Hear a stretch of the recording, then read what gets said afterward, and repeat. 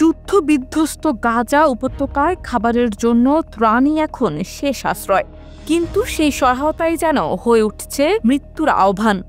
Middle East Eye এর তথ্যমতে গাজার সরকারি কর্তৃপক্ষ জানিয়েছে, যুক্তরাষ্ট্রের তত্ত্বাবধানে পরিচালিত সহায়তা কেন্দ্রগুলো থেকে বিতরণ করা আটার বস্তায় পাওয়া গেছে আফিম জাতীয় শক্তিশালী ব্যথানাশক ও মাদক অক্সিকোডন, যা গুঁড়ো করে মিশিয়ে দেওয়া হয়েছে কিছু বস্তায়, আবার কিছু বস্তায় পুরোপুরি ট্যাবলেট আকারে পাওয়া গেছে।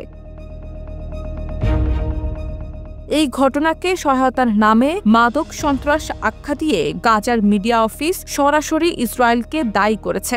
তাদের অভিযোগ, এটি একটি ভয়াবহ অস্ত্র, যার মাধ্যমে গাজাবাসীদের মানসিক ও শারীরিকভাবে দুর্বল করে সমাজকে ভেতর থেকে ধ্বংস করার পরিকল্পনা নিয়েছে ইসরায়েল।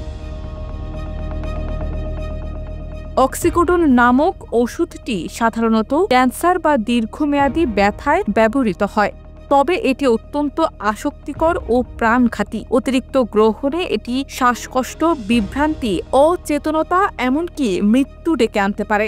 গাজার এক ফার্মাসিস্ট ওমর হামাদ বলেন, এটি গণহত্যার সবচেয়ে ঘৃণ্য রূপ। সরাসরি গুলি বা বোমায় না মেরে মাদক দিয়ে পুরো প্রজন্ম ধ্বংস করার চেষ্টা চলছে। ইসরায়েলের পরিকল্পনায় দক্ষিণ ও মধ্য গাজায় তৈরি করা হয় 4টি সহায়তা বিতরণ কেন্দ্র, যেখানে জাতিসংঘের বদলে ইসরায়েলি নিয়ন্ত্রণে বিতরণ চলছিল। তবে আন্তর্জাতিক সম্প্রদায় এবং জাতিসংঘ এই ব্যবস্থার বিরোধিতা করে, কারণ এটি মূলত ইউএনআরডব্লিউএ-কে পাশ কাটানোর কৌশল হিসেবে দেখা হয়। ইউএনআরডব্লিউএ প্রধান স্পষ্ট ভাষায় বলেন, নতুন সহায়তা ব্যবস্থা কার্যত একটি হত্যাকাণ্ডে পরিণত হয়েছে।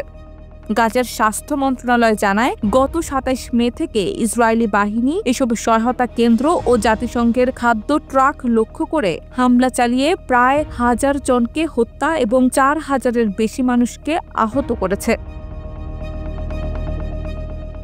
ইতোমধ্যে আন্তর্জাতিক অপরাধ আদালত যুদ্ধাপরাধ ও মানবতার বিরুদ্ধে অপরাধের অভিযোগে ইসরায়েলি প্রধানমন্ত্রী বেনিয়ামিন নেতানিয়াহু এবং তার তৎকালীন প্রতিরক্ষা মন্ত্রী ইয়োয়াফ গ্যালান্টের বিরুদ্ধে গ্রেফতারি পরোয়ানা জারি করেছে।